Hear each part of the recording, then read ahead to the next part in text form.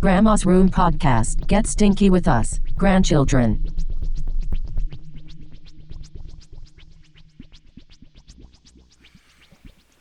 You know what they all say, Ben? What? Live fast, die young. Bad girls bitches do it well. Oh, fuck. Bad bitches. I thought bad bitches do it well. Learn yourself. God damn it. Welcome to episode 32 of Grandma's Room Podcast. I'm Joffrey Wills. I'm here with Ben Pulloutman. Pulloutman? What? I said Pulloutman. Pulloutman. I'm here with Ben Pulloutman. Today we're doing a paranormal extravaganza. We'll be talking about the Papua New Guinea alien contacts, the Black Bird of Chernobyl, and Zimbabwe aerial school alien contacts. So a bunch of aliens and Mothman and bird. Mothman type things. We're also gonna get into our float tank experience. Yeah. That was cool as fuck. Yeah. So Thanks, Mom, by the way. yeah. What do you want to get into first? I want to hear about Zimbabwe. Zimbabwe? Yeah. Okay. So, I heard about this contact, like, on that Phenomenon documentary I was talking about, which, by the way, I heard about that on Joe Rogan's podcast. He had the director and Jacques Vallée, who, he's like a French, I don't know what, specific kind of scientist he is, but he's done a bunch of research on UFOs and stuff. What was the name of that documentary again? It's called The Phenomenon. Okay. I highly recommend it. It's probably the most realistic, like, scientific look at it. Yeah, not dumb bullshit. And it goes into, like, the, is it the Nimitz encounter? It was one of the aircraft carriers that had the fighter jets who saw, like, that weird UFO. Was that the very beginning? I forget. I don't think it was in the very beginning. Okay. But they went over it. Because there was another show, I was telling you about this earlier, with Chris Mellon and the drummer from Blink-182. And Tom DeLonge. Yeah. I can't remember if this is the same thing. I'm hoping it is, because I've watched the first episode of whatever it is, and then just totally forgot about it. It's not the same thing, because this isn't episodes. This is just like a movie documentary. Oh, okay. It's like an hour and a half for close. Good. But they talked about this case from Zimbabwe. So, in 1994, at the Ariel School, Ariel, A-R-I-E-L, that it's just like a place. Not Areola. I see you grinning. But it was in Ruwa, Zimbabwe. A supposed UFO landed outside of the school during recess, and there was dozens of children that witnessed it, so it's not just like one or two of them that like corroborated. But from the interviews in 1994, one child said, "Well, I was running and playing, and I saw this maroon color in the sky." So, like, they saw this weird thing, like, moving through the sky. And another said it was a silver oval thing that flew past really slowly. So, sorry. The children said that there's a bigger UFO with smaller ones that landed all around it. And when the children initially saw the UFO land, they ran to the edge of the playground to get a better look at it. And when they got there, they saw something standing next to it.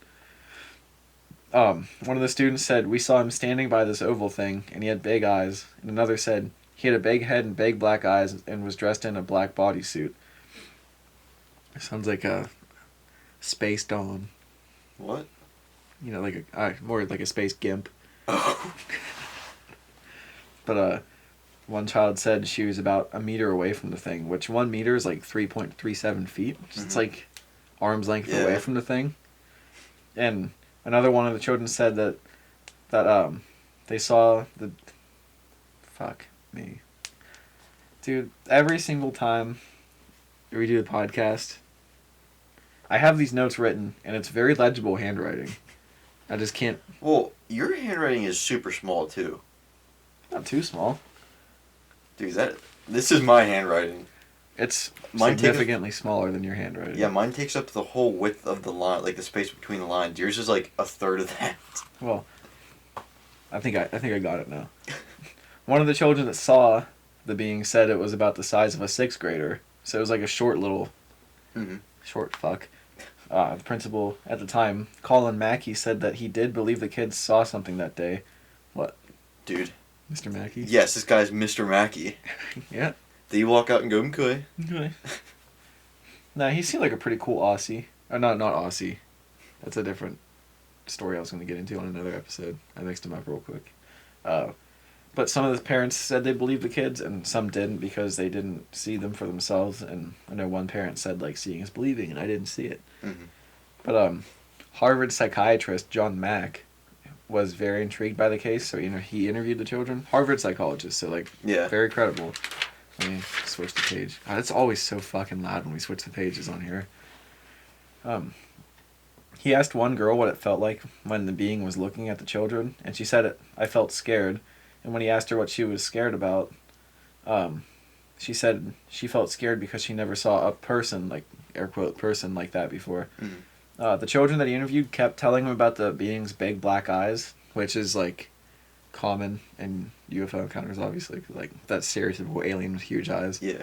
And the kids also said it didn't speak to them at all, but it was as they were staring at each other, like the children and the aliens staring at each other, they started getting ideas about technology and pictures in their heads, like it was like telepathic kind of. Yeah. And there was ideas about technology and the path that it was on. And a student told Mac, I think they want people to know that we're actually making harm to the world, and we mustn't get too technologed, which it was like a little kid's voice. Yeah. But if you watch the interview videos, it's weird. Like, they are very obviously not just lying. They're probably adults, or they are adults now too. Yeah, and I'm going to get into that because they interviewed him again for this movie as adults. Okay. Another girl, when they were kids, told him that we have to look after our planet or the trees will die and there will be no more air to breathe and people would die. And when he asked her if this was an idea she had before the contact or because of the contact, she told him that she thought it was because of the contact. It's like she didn't have these thoughts in her head before they saw the alien. Yeah, no little kid is gonna be thinking about that. Like, yeah, the existential crisis that our technology is creating on Earth. It seems a little complex for little kids. Yeah. Take a sip of my water. When they were making the movie The Phenomenon, James Fox, who made the movie, he was one of the ones that was interviewed on Rogan. Got some of the children together as adults to talk about the day. And they all still say that they stand by what they saw, and they say what they said happened as children. Still, like, they still believe it happened. Mm-hmm. Salma Siddiq, which was one of the girls that saw it when they were little, said there was no reason for any of us to make that up. Page turn. They said that when they saw the being, now this is as adults that they're saying this. Yeah. They somehow knew that they didn't have to be afraid of it. Which is also common if you, like, read about the abductions and stuff. They always, once they look into their eyes, they seem like they're calmed down. But Kadzani Manya said, a little man appeared on top of the actual craft. And that moment, for me, was very distinct because I was like, that's not human. It's pretty loud. Oh, really? Brushing your leg, yeah. Oh, I'm sorry. But it's fine, man. It's fine. I hear someone walking. But, and Emily Trim, another one of the girls, told interviewers, I was just completely engulfed in these eyes. Multiple witnesses said that they just kept staring into the eyes and didn't even know how long they were staring at it. And that while they were staring, it was like the being was putting images into their heads. Thoughts and images about technology again, like not helping, and that it's detrimental to the Earth and humanity, and that humanity is on the wrong path and we need to make changes. This is pretty common in contact cases, like I said. There's like a bunch of like the contact era, I guess you'd call it, like the 50s, 60s, 70s, when people were saying that they weren't being abducted, but they would come into contact when they saw like a UFO land. Yeah. A lot of the times they said that was like their message was like technology's like going down the wrong path, which in the Cold War with nukes and everything. Yeah. Yeah. And one sort of example of this, a big example, was that during the Cold War at Soviet and American sites, like this happened in the Soviet Union and American bases, people at the bases saw UFOs over nuclear missile silos, and somehow all the nukes were either all inoperable or getting ready to take off. Like, I can't remember what bases it were. I'll research those for another episode. But at the American site, they saw this UFO over the missile silos, and then all the nukes were shut down. Like, they couldn't turn them on if they wanted to. Whoa. And then at the Soviet base, there was, I think this was on the documentary, the nukes were, like, coming out of the silos, like, raising up and, like, Yeah. ready to take off, and they couldn't do anything about it. And then as soon as the UFO disappeared, they just stopped. They were back to normal. Dude, that's weird. Like, it was kind of like a show of force, it seemed like. Yeah. Like, we can do whatever we want. You guys need to calm down. But, yeah, just as quickly as it started, everything was just back to normal. And that's pretty much all I have for the Zimbabwe case. I thought it was just really cool that, like, that many kids saw it. Yeah. And, like, they still stick to their guns today about it. Mm-hmm. So, I have another story from New Guinea, but you want to go into your Mothman? Or not Mothman, the Black Bird thing first. Sure. This ties into Chernobyl that we did last episode. Yeah. So the Black Bird of Chernobyl, I said I was going to do that last week. So it's just a more paranormal look at it. Yeah. So the day after the power plant, blew up and shit, lots of people came to help clean up the debris and try and stop the fires that, erupted at the plant. And one of these people was Sergeant Valery Semenov. That's probably the easiest Russian name to pronounce. He was in a helicopter helping to dump sand and other chemicals on it to put out the fire, and he was looking down on the rubble, and on their last approach for the day, he was preparing to throw more bags of sand out of the side of the helicopter when the helicopter nearly rolled onto its side, trying to get out of something's way, or trying to dodge something that is in their way, and he fell over and hit his head off the frame of the helicopter, and once it went back to normal, he checked his head to make sure that it wasn't a bad A cut or something yeah, that it wasn't bleeding, and so he went to the cockpit to see what was the matter, and he heard the pilot shouting on the way, over the propellers of the helicopter. He could still hear them shouting, and so he gets in there, and the pilots' faces were full of fear, and they couldn't tell Semenov what happened. All they could do was just point ahead into the thick black smoke that was in front of them. And Semenov looked up and saw a jet black figure move in and out of the smoke, and he said it had long talons, sharp teeth, and glowing red eyes. Turn the page. Before it disappeared, it flew in front of them one more time and then retreated into the dark smoke. And then Semenov and the pilots wouldn't be the only ones to see the Black Bird of Chernobyl, but they were the last people to report a sighting of it. So before the accident that destroyed the nuclear reactors occurred, people working at Chernobyl reported seeing a shadow person stand outside the fence, where they worked, outside the perimeter, and it would watch them go home, to their cars. Did it have red eyes like the thing? I'll get into that. So, the stories weren't really taken seriously until a lady burst into the security office one night in a flood of tears, saying that she was leaving, she was going to her car to leave, and she saw a large bird figure watching her from a tree with bright red eyes, and before it flew away it hissed and then just disappeared into the night sky. And not long after this, a whole bunch of people started to report sightings of this thing that was around the plant, and they'd also come forward with their own experiences. And higher members of the plant, they still didn't believe their stories because that is kind of far-fetched, but workers started to miss work because they were sick, and pretty soon they all realized that they almost all had the same thing wrong. They couldn't get any sleep, and many of them shared the same dark figure that haunted their dreams and kept them from sleeping at night. So they just call in and say, "Hey, I didn't get any sleep, boss." Hoss. Yeah, Hoss. Yeah, I like that. And soon anyone who was caught talking about it at the plant, they were suspended, and people stayed at home. They were called and told to come back in. Wait, people that talked about it were suspended? At the plant, yeah. Because they didn't want people talking about it? Yeah. Soviets. And some of the people that got a phone call, if they were home, they said that they were KGB or other, high agent, secret people. And they got calls from the KGB? Yeah. Okay. And once the military, after the whole thing happened at Chernobyl, the military came into clean on April 26th, and so there's still sightings being brought in about the Black Bird of Chernobyl. Like, even though they might have met the people working there, or maybe not. I doubt they probably did, but who knows? Well, there was like hundreds of thousands of them cleaning that place up, wasn't there? Pretty sure that's what I saw Yeah. when I was researching it the other week. Yeah, I guess they probably would have time to congregate. I mean, how many people saw it, do you know? I Or don't said they know. saw it. It didn't say.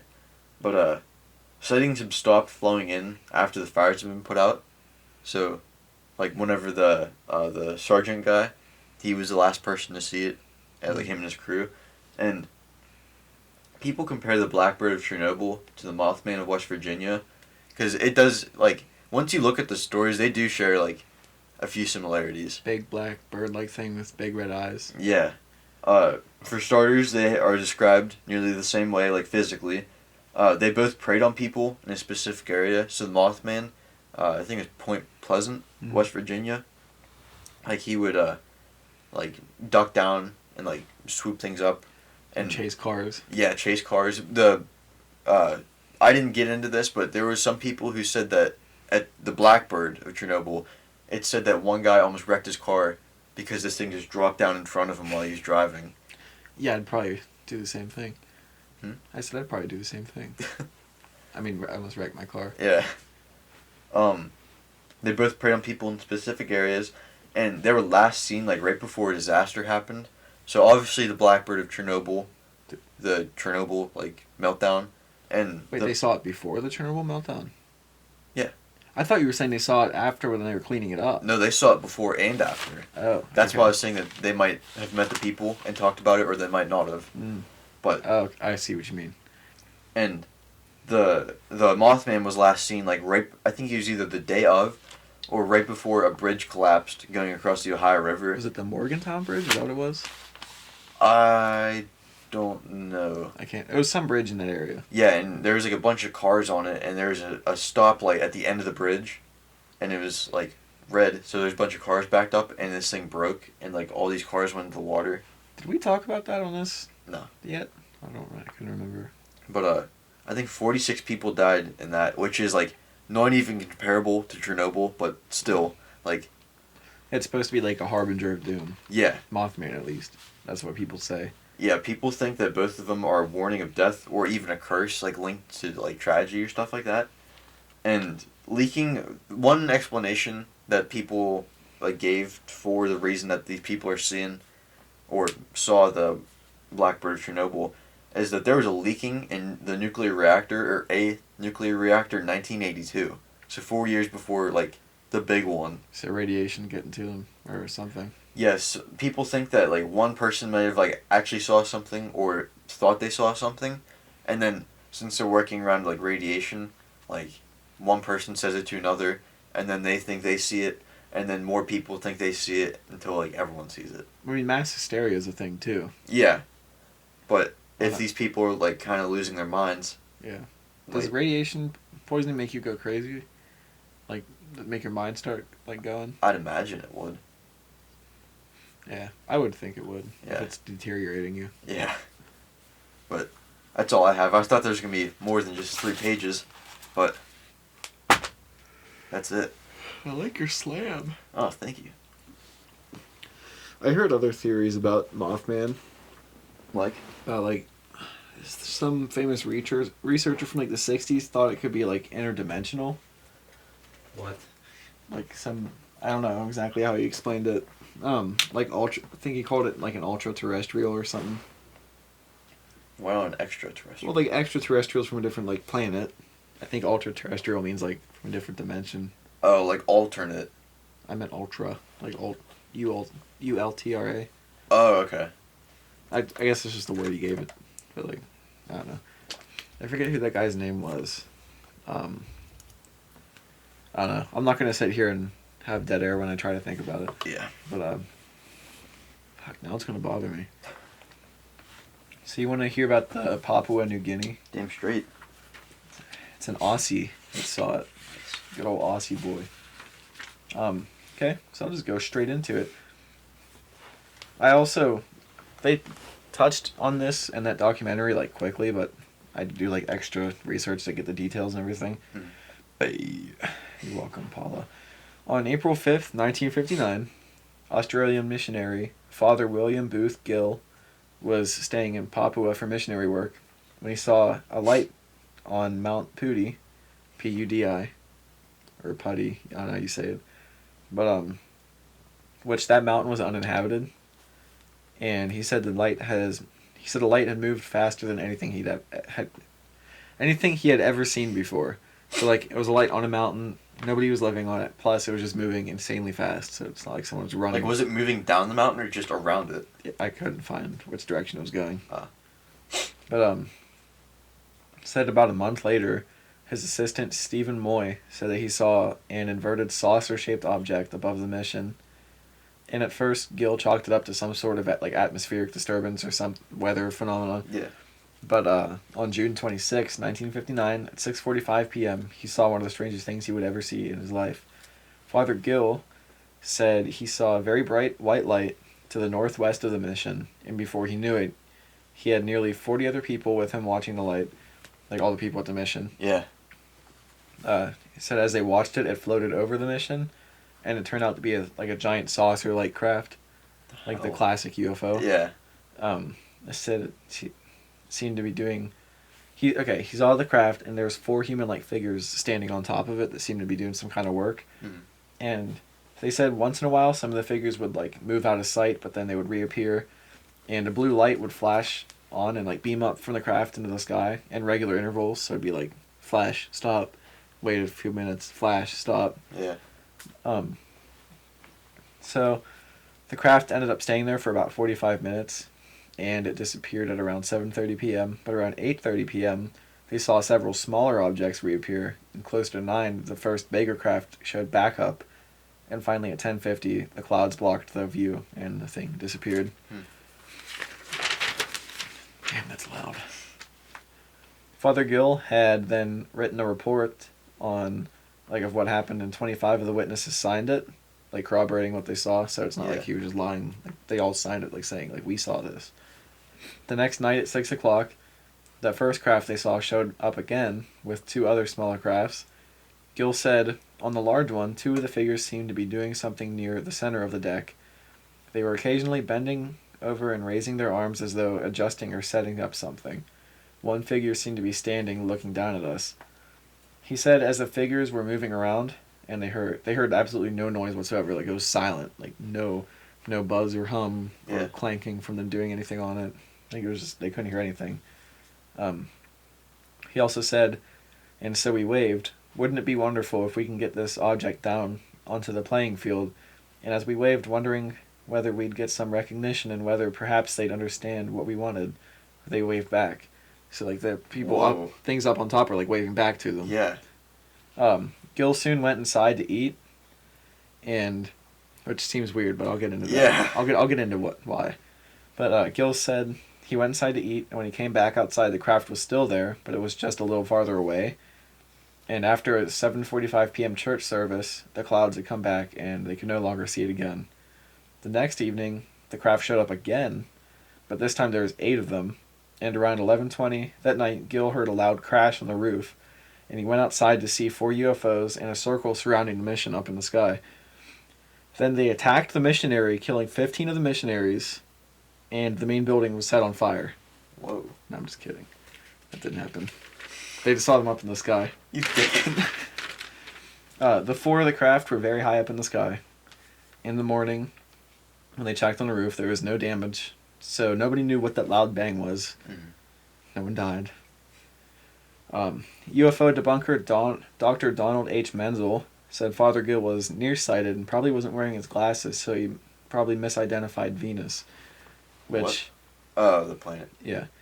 But Gill was apparently wearing his glasses, he said, and Gill knew where Venus was because he was actually pointing it out to the people that were staying at the thing, like, you can see Venus over there. And Dr. Menzel, which back then, like, obviously today it's more accepted that this stuff, like, happens, because obviously, like, CIA's coming out with stuff and everything. Back then it was, like, taboo to talk about. Look like an idiot. Yeah, like, don't... Like, you disgrace the family. Yeah. Dr. Menzel also said that the Papuans were ignorant people who worshipped Gill and believed anything he told them, which is why he believed that they all signed the report. Mm. Which is really kind of just, like... That's a good point. What do you mean it's a good point? That, like, if they all worshipped him... They didn't. Oh, they didn't? He said that they were ignorant people who worshipped him. That's really, like, insulting to the Papuans. Like, That's not what I'm saying. I'm saying it's a good point there that, like, that would be a good reason for them to all sign this thing, saying they saw it. they didn't. I don't think they worshipped Gil. Yeah. But he was also harassed for leaving to eat during the UFO sighting. Like, that people were like, Yeah, why would you "Why do would you do that? that, you idiot?" But he said he had initially thought that it was some sort of American or Australian aircraft that was being, like, tested. And he thought if it landed, humans would emerge from it. So he just thought it was, like, some experimental aircraft. He thought he was waving to Air Force people. Yeah. Like, he was like, and thought that it would be cool if they landed to talk to them because it was some crazy craft that they made. But the RAAF, which I think that's the Royal Australian Air Force, they interviewed him in December 1959, talking about planets and stars, and Squadron Leader F.A. Long said, although Reverend Gill could be regarded as a reliable observer, it is felt that the June-July incidents could have been nothing more than natural phenomenon colored by past events and some conscious influence of UFO enthusiasts. He also said they most likely only saw Jupiter, Saturn, and Mars, which again, he was pointing Jupiter out, so it's not like... Plus, Jupiter, Saturn, and Mars, that's not 3 8 planets. Yeah. Yeah. It's just... that happened a lot back then, like, they would just be like, no, you saw planets, case closed, like, they didn't want to talk about it, which... I'm kind of glad that it's not that way anymore, because it's just cool to think about. Yeah. And it kind of reminds me of the airships that we talked about back in episode 17. Remember the airship episode? I do, nice throwback. Yeah. God damn. Back when the people saw it and they were like waving down at people. Yeah. And they were like doing work on board. Mm-hmm. Except like no anchors were drawn, no anchors were dropped, and people didn't climb down anchors and run away this time. I like that episode. That was a pretty cool episode. Yeah. Episode 17. Yeah, that's a cool story. Yeah, that's pretty much all I have for this story. To you little short boy. Well, I know that you have a few topics you want to get into that aren't news, or maybe they are news related. I don't know if you did any extra. But I forgot to write it down, but I want to talk about John Dillerman first. Okay, yeah. It's Denmark's new show. It's like geared towards little kids, and it's about a guy that uses his very long dick for good, I guess. Yeah.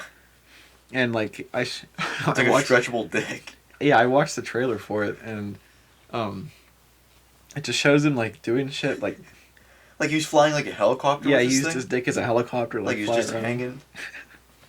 And like, fuck, what else did he do in the trailer? He like. I watched part of the first episode. He used it to like leash dogs or whatever. I was about to ask, was he walking a dog or something? Yeah. With it? That's just, why to little kids? Why not make that an adult show? Yeah, that'd be hilarious. If it was like a South Park type show, I'd watch that. But I don't understand Danish, but... Yeah, I don't like reading subtitles. Why? Because I don't like to read. I would definitely watch it, I don't care. Plus, the episode I watched, they played the audio in reverse, which I don't know why or how they do that. Or not how, but why they do that. Was it maybe so they didn't get copyrighted or something? Was it like their actual TV station that posted on Instagram, No. YouTube or something? Or? No. It might have just been that. That's very smart. It may have been like some U.S. like a U.S. channel that didn't really care about the words. They just wanted people to see the dick. Mm-hmm. Free the dick. Yeah, I saw that on CNN on like Wednesday morning. I was What, show or free the dick? I saw it was like here. I screenshotted the article. I think I sent it to our group chat. Yeah. But all I saw was the title of it. It said, let me find it real quick. It said new children's TV show stars man with huge penis, and I was like, what is this? Because like I usually see that kind of like stupid headline on like minor news channels that were just like parody channels, and I was CNN, and I was like, what the hell? And yeah, it's real. And I heard, I forget where it was. I think it was on Drinking Bros. That like Denmark's Me Too movement just recently started. So for some odd reason, during the Me Too movement, the creators of that show just like decided, yeah, it's a good time to to air this. Oh God. Like, do you think they address it in the show that it's his dick, or like do they? How wouldn't they? Maybe they could just say it's his belly stick. Or it's his tail or something. Or a tapeworm. I don't know if they do address it in the show. But the guy looks like Waldo, too. Yeah, Like kind a of. He wears Waldo like the with red a and white massive stripes. dick. Yeah, yeah. Kind of looks like one of those old bathing suits. Yeah. Like the whole body suit, almost.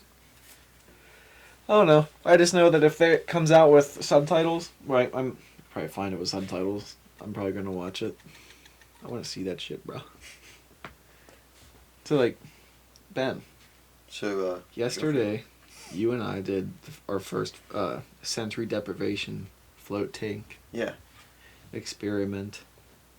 The place in town. Mm-hmm. It was pretty cool. What'd you think? I'm upset about the water in my ear, but that is wholly my fault. Mm-hmm. But it was kind of stressful, if I'm being honest. Because, like, I was very nervous. Like, I didn't want to... Because they just leave you in this tank. Like, they put a timer on it, but, like, they're not in there with you. Yeah, you're naked. I don't mean in the tank. I I mean, know. like, outside the tank. Yeah, I But know. anyway, like, I was just very worried that, like, I'd, like, overstay and then someone would have to come get me. Or, at the very beginning, I turned off the timer by accident. Because there's 2 buttons inside this tank. How do you turn a timer off? Well, she said that the one button turns off the timer, and if you turn it off, just hit it again. Oh. And I pressed it, and, like, it was like a waterproof button, and so I barely pressed it, and I wasn't thinking. And I was trying to turn the light off behind me, and I realized that that's not the light button, so I pressed it down, and it went, like, way further down than I did the first time. I was like, oh, shit. Did I turn it on or off now? Mm-hmm. And so I pressed it again, and it turned out to be fine. I was just worrying for nothing. But, and then, there was one point where I got out because I forgot, it was the very beginning. I went in, and you're supposed to lay down there, like, just nothing. And you're supposed to put earplugs in, like, wax earplugs. Yeah, they form to your ear, so it's, like, completely waterproof. Yeah, so nothing can get in there, because they put 700 pounds of salt in Yeah. this one tank. It's like less than a foot of water with 700 pounds of salt. Yeah. And so I put my head back, right? And I realized that water's, like, rushing in my ears. I was like, oh, you gotta be fucking kidding me. So I get out, and I have this door open, letting all the hot air out. And I'm trying to find the earplugs. And we had just been in the room with this lady. She was showing us how to use it and, like, what everything does. And I saw her with the thing. You saw it too, right? With this earplug pack. And I was like, where the fuck is it? Because it was in this tiny, like, basket on top with some other stuff in there for after you're done. And I couldn't find it. And it was about a foot over from where it was. And it's, like, dark in this room except for one light. So it's kind of hard to see. And I tried to get this thing open. I got it in. And then I put my earplugs in. And other than that, it was pretty enjoyable. Yeah. You feel like, was it relaxing after that to you? After, like, after your debacle? 20 minutes of stress? Like, Yeah. Yeah. So, like, the process is you go in, she shows you how to do it, she leaves, you shut the door, and it's like 2 steps up onto this little platform that's a shower. Yeah. And there's a curtain that goes around it. So it's like steps up, shower, and then right to your right is the door to the tank. So you use these gloves. And Like so, exfoliating yeah, gloves. you get all the products off your skin, all the dead skin off, so it's not like in the tank. Yeah. Because they keep them as sterile as they can. Because they don't So- change the water. It's just the same water. I'm sure they change it sometimes. Yeah, but like they use not like often. UV light to kill anything in it. Yeah, yeah. So it is super clean. But like you shower, you put the earplugs in, and you're supposed to get in really slow, I'm guessing, so you don't disturb the water so it's not splashing around everywhere. And when I first got in, there was like this faint green light in there. Yeah. And then you have the option to leave it on or turn it off. And I was like, if I'm doing this, I'm doing it like the whole way. Yeah. So like I turned the light off. And at first it was like, holy shit, it is dark as fuck in this thing. And I was like, for a second I was like, I might keep this light on. And I was like, nah. Yeah, I got a little creeped out at the beginning, but once you're in there for like a few minutes, you're fine. Yeah. And then like I had a little trouble for about 10 minutes because like I kept floating over to the side and hitting the side. Yeah, like the last like maybe 10 or 15 minutes, I couldn't stop bobbing between the last two sides. The last 15 minutes. Yeah. Oh, for me it was like, because like you have to give yourself like, because you're in there for an hour. Yeah. And you have to give yourself like 10, 15, 20 minutes to really like shut your mind off pretty much. Mhm. Like first your mind's racing. She gave us tips like Like your mind count. can only do one thing at a time, do math in your head so you're not concentrating on emotion. Yeah, she said like do something that doesn't have emotion in it. Which for the first 10 minutes I forgot that and I was like, oh. So I'd start doing like division in my head just to keep my mind off everything. And I found out if I very lightly touched both sides just to hold myself still, you hold that for a few minutes and then you slowly bring your hands back off the sides, you stop really floating and moving. Okay. And then like it's kind of like, you know what hypnagogia is? Like right before you fall asleep, you're like right in between dreaming and awake and you hear like weird noises and you have like mini dreams. It's like a state of mind you go into. Okay. Well, it's kind of like that's where I was at for like the rest of the time. Are you serious? Yeah, because I was hearing weird things like you hear voices, but like And it's like dreams starting, but I couldn't think of what they were saying. I just heard people like, because there was people outside too. Because there was Okay. a group of ladies who came in after us. yeah, that's not what I was hearing. Oh, I was okay. actually hearing like the hypnagogic noises, and I remember the first thing I pictured for some reason it was like a mini dream. For like the water is body temperature, no light. There's so much salt in it. Like I was surprised at how fast you just float straight to the top. As soon as you lay back, just like your stomach, your toes, and like the front of your face is out of the water, and you're just floating there. Mhm. So if you feel weightless, it's warm. You're Yeah. not cold. And the first like mini dream or vision, I guess that you'd call it, is I was just like laying down on my back naked in a hallway with two like people. I don't know what they looked like. They were just looking down at me. And I kind of came back to and I was like, what is it going on? And then like I kept floating and it's like it kind of puts you in a trance once you're totally relaxed. Mhm. And then I went back to like for some reason I pictured like I thought I was in Muay Thai, Okay. like the kickboxing, and I Yeah. threw a punch and then like my arm twitched and like woke me up again. And then like I don't know about you, but like my hands and shit kept twitching like once in a Yes! while. Like I guess it was just your body trying to relax. I couldn't stop shaking my right hand. Yeah. It was just like it just kept like moving. But after like a little bit, my body just like completely let go and I was just like a zombie laying in the tank just like seeing and hearing weird things. It was really cool. I liked Yeah. it. There was one point where I don't know if this happened to you, but like, or if this happens to you, like, just like regularly. If you rub your eyes, like close your eyes and rub them. Yeah, you see like the starburst like Yeah, I kept seeing that. Like it was like rainbow, and then like a bunch of like just black like masses would like come in like it looked like a lava lamp. Like you know how like you see these weird.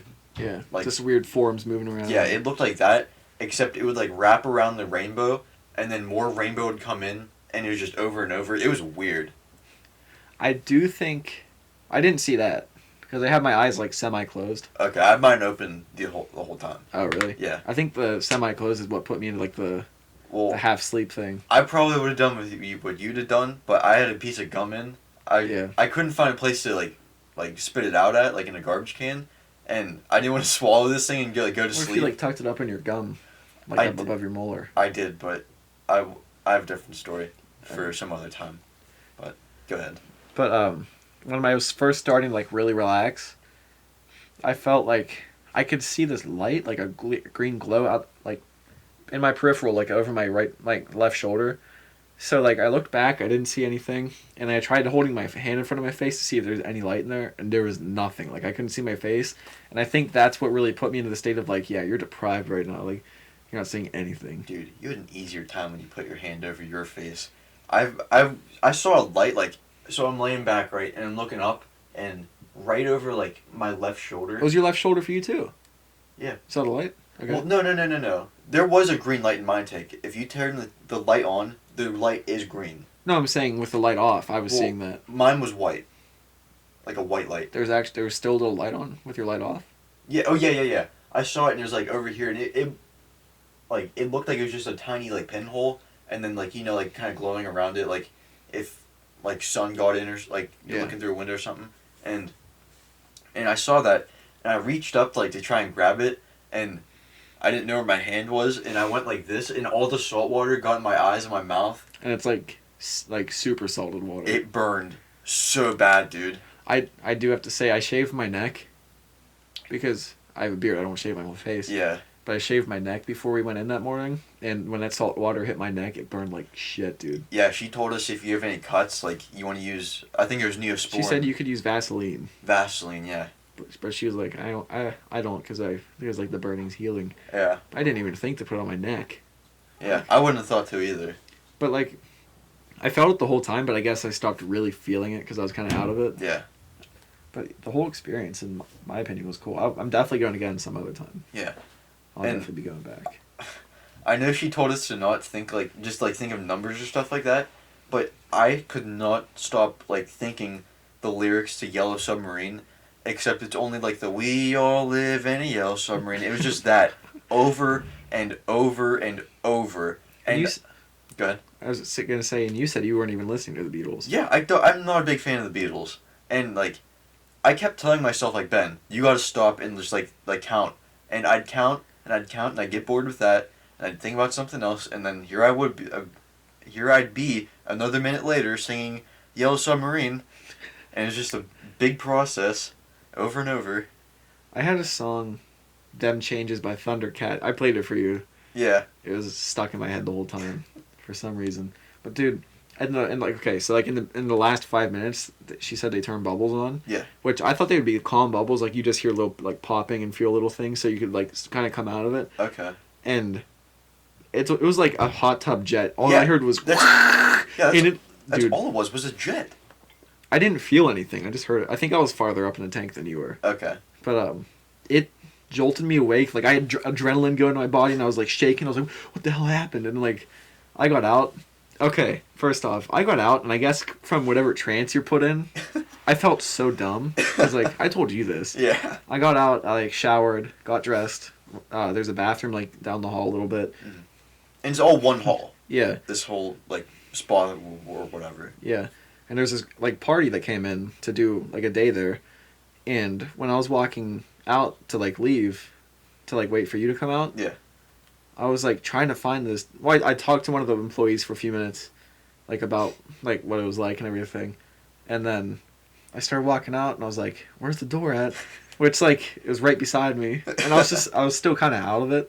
So like, there's this party going into the room for their massages, and I like looked in the room and I got a weird look, and I was like, "Sorry," I was like looking for the way out, and like I was like stand there for a minute, and like on my left it was like literally 6 inches away from me was the door to go out to the hallway. I felt so stupid. I don't know. Yeah, but like I said, I would definitely go again. Yeah, that was really cool. I want to go enough times where it becomes normal, so I'm not anticipating it. So like it just happens. Yeah, because they're like she was telling us that like lawyers and like I think Tom Brady. She said he does it a lot every day. He does it. Holy fuck, dude. She said a lot of corporate people come in to do it to like clear their head and work out problems in their heads because like. Because they want to be the best one. Yeah, because all your senses, like when all your senses are taken, all you can do is focus on the problem. Like, you're not focusing on like feeling, because like even unconsciously, if you're touching your leg, you're like kind of focusing on that feeling. Yeah. On your if leg. You can't feel it. Yeah. So if you can't feel, see, smell, hear anything, all you're thinking about is what's in your head. Yeah. And it's cool. I heard about it on Rogan again. Yeah.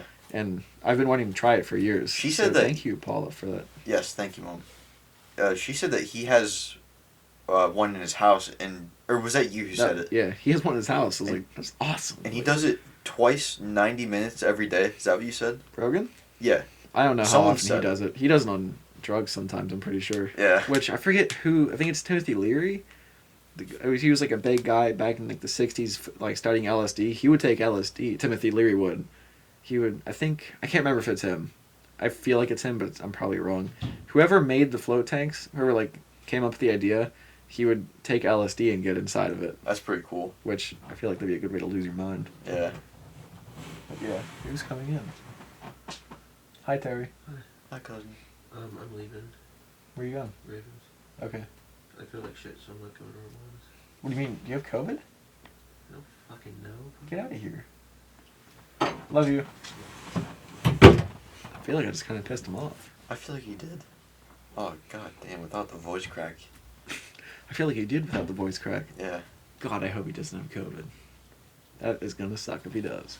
Yeah, because I won't be able to come over. I mean, most likely because you stayed here last night and we're all gonna get sick. I think I already had it. I'm just going to say that right now. I wouldn't be surprised if we had. Because I remember, I don't know if I've told this before. I know I've told you this before. Like, I'm a wrestler for, like, in high school. And literally everyone on the team was sick in, like, late December, early January. Like when it was first kicking off. Yeah. And, like, our government's known about it since last November. And it was here. Yeah, By this the time we were wrestling. travel didn't stop from China until Yeah. we were like, oh shit, this is a big problem. Yeah. Like, literally everyone on the team was sick for, like, maybe a week or two. Yeah. Yeah, we got pretty sick last winter too.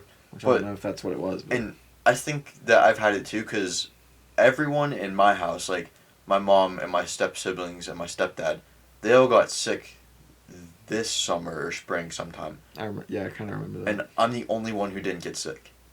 Which, if you're the most active out of them, you could show no symptoms, like it doesn't affect you as badly. Yeah. Who knows?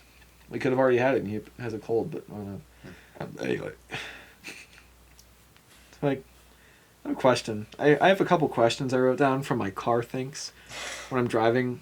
It's like, I said this in the last episode, I think, or 2 ago, but you know how, like, people say they think really deeply when they're in the shower? Yes. Well, it's when I'm driving home from work for me is when it happens. And I have a couple questions for you. Okay. Number 1. I'll just bang these out real fast. Okay. This question wasn't in my car. This was after it happened. This happened. Does your crotch, no matter what, after you shower, dry it off like crazy? Does it stay moist, like Like, feel like, swampy? yeah. I dry it off like crazy, and I still feel swampy after I get dressed. Like, I do not get it. I don't like mom knowing this stuff about me. I started slapping Gold Bond up there. Like, it cools it down. Like, it feels like it freezes your crotch. Yeah. It's pretty cool. I'm sorry, Mom. What do you mean? I don't think she wants to hear about my taint. So what's your answer? It is true what you said, Okay. but I then just feel bad. We'll get off that one then. Thank you. We had a big meeting at work about COVID, and thing came up like, if you feel sick, don't come in. Just call us. Yeah. Go to the doctor, get tested. And one guy was like, he came up to me. He was like, so all we have to do is get a couple of positive tests, and we don't have to come in. Which begged the question in my mind: do you think there's a black market for positive COVID tests? No doubt. Do you I'm being serious? Do you think Yeah, there is? there has to be. Like, I wonder if someone just sells positive COVID tests, or Yeah. like certificates or whatever you get. I don't know. I haven't been Well, tested yet. Actually, I take back what I said. I thought you meant, like, is there an underground society of people who just want to get, like, positive COVID tests? Not that they actually have their certificate, No, but I'm there's, saying, like, a large margin of people that are like, all right, we need to try and get COVID to get off work, and maybe a stimulus check and or No. unemployment. What I meant, do you think there is someone that you can go to, you give them money, and they can either falsify your results? Like, do you think there's a big market for that these days? Like, people try that a lot? I feel like people would try it. I don't know how often this is going to work. I doubt many doctors would be like, yeah, I'll take this money. Yeah. I bet Because, like, this is a serious thing. they Like, have more integrity than that. yeah, integrity. And now for my last question. We should just make a segment called Joffrey's Car Thinks. Because, like, it's when we ask the weird questions. Dude, we should post them throughout the week. Like, if you Oh, think about okay. it throughout the week, and then we can talk about it. Do you want to post them after the episode or during? Before. Oh, yeah. Then Just if we get as any you think. Just responses- as you think about it. Yeah. I'll start doing that. Last question. Why does spicy food burns when you eat it when it's going in? Yeah. Why does it still burn when it goes out? Well, I would like, think stomach acid and stuff would destroy that. Well, there's like a bunch of oils and shit. Like if you eat like a Carolina Reaper, there's like oils on the, like on and in the skin and whatever. Like, I imagine it'd be harder to break down. Or the seeds. The seeds, I know those are really jalapeno spicy. seeds are really spicy. And we're all adults here. We all shit corn and peanuts. Like, What? surely a seed. You shit peanuts? No, like corn and peanuts, like, in your poop. Yeah, you know, one time my mom said when I was a baby I ate a raisin and I pooped out a grape. like I rehydrated it or something. You can ask her. She said it's true. But, like, if a peanut can survive your stomach, surely a seed can. Yeah, I'm sure. Yeah, that's a good point. And when birds poop and stuff, you see seeds in their poop. What? You've never saw like bird poop and there's like seeds in it? That's what that is? What? Like the little like brown or black like clumps? No, I'm saying sometimes you see it and there's definitely seeds like in their poop. Like, I don't know. you don't That's more of a scholarman thing than me. study bird poop, dude? No. What are you even doing on this podcast? Why study dog shit? We need a resident bird poop studyman. Studyman? Scholar? Studiesman? We need a bird shit scholar. But like, shit, what was I gonna say? Bird poop? Oh, okay, I have an idea for those questions. Like Yeah. you said, we'll post them on Instagram throughout the week, and then we'll talk about them. I won't do any research throughout the week, and maybe then we can research them live on the podcast to get answers. I feel like it'd take a little while though. No, just a quick Google. Like we've done it multiple times Okay. on the show. Yeah, I'm down. Like about the sperm with magnets. And what if we get like comments or responses from it? Maybe we can Yeah, we'll read go over those. what some of those are. We barely have any listeners, but if anyone responds, yeah. Yeah, we'll be down to read it. Yeah. We're trying to grow, guys. We're trying to grow. I guess I feel like what needs to happen before we grow, maybe better quality mics, so it's not as like fuzzy, and just more episodes. Mm-hmm. Because I know, as dickish as this sounds, if I find a podcast and it has like 20 episodes, I'm like, Yeah. no. But I feel like that's the course you kind of have to take Mm. to grow. I don't know. Who am I? I'm just a lowly podcaster. What if like 5 months from now we're like Rogan level? That would be fucking amazing. Not gonna happen, but Dude, what if I could quit school? why would you quit school? So I can't get... Oh, wait, I already have my grade 10. Never mind. Grade 10. I'll keep doing school. We live in Canada now. Hey. So did you watch the whole Letterkenny season? I've watched every episode. Did we finish it with you? Yeah, Okay. at your I mom's house. couldn't remember. If we watched all of them. Yeah, it's a good show. Mhm. Anybody listening, I recommend you watch that too. Yeah. It's like a farm town. It's full of hockey players, skids, and hicks. Like, if you've seen Trailer Park Boys, one of It's the not guys, really. Terry said one of the guys he works with, he told him about it, and he described it as Trailer Park Boys, but like on the other side of the tracks. Yeah, kinda. It's full of a bunch of swearing and fighting. Yeah. Pretty much. It's like swearing, fighting, drinking, and hockey. It's like the Wild West, except with hockey. It's awesome. Yeah. I love it. So like, I think that's it for the day. Yeah. All hail Johnny Sins. Johnny Sins. We need to get him on the podcast. Have you seen I'm not a Logan Paul fan, but I think it was his podcast, there's a clip on Instagram, and he had Johnny Sins on. Dude, he was like a little kid. Like, it was hilarious. Asking him questions. Yeah. Like kid in the candy store. Yeah. It's pretty funny. Like a...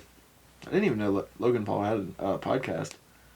I think that's what it was. You think he's as big as us? No, we're bigger. Yeah. I did find out we got some listeners from like some weird countries. Well, weird or just like... Not weird, just in countries I wouldn't expect it from. Oh. Like countries over in Africa and like South America, we got a couple listens. Oh, that's cool. Yeah. I thought that was pretty cool. It's like one or two, but still, Yeah. how they found us. Dude, we've gone global. We've gone, technically, yeah. Yeah. That's pretty cool. Yeah. All hail Johnny Sins. Follow us, YouTube, Grandma's Room Podcast, Rumble, Grandma's Room Podcast, Spotify. We have Grandma's Playlist. Let me look up real quick what... Grandma's Saloon, Grandma's Jukebox, Grandma's Guitar Case, Grandma's Trap House, Grandma's Opium Den? Yeah, Opium Den. It's just Grandma's Room. Look up Grandma's Room. We have custom covers. You'll see them. There's... Wow. Pick up my phone for 1 second. The mic start going crazy. But yeah, follow us on that. YouTube?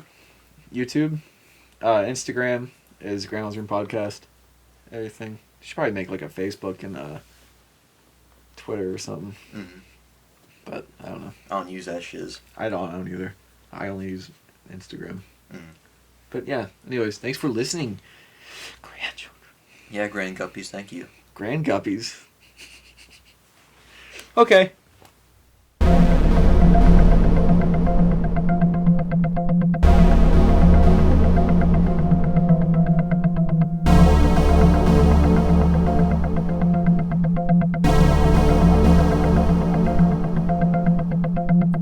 Room.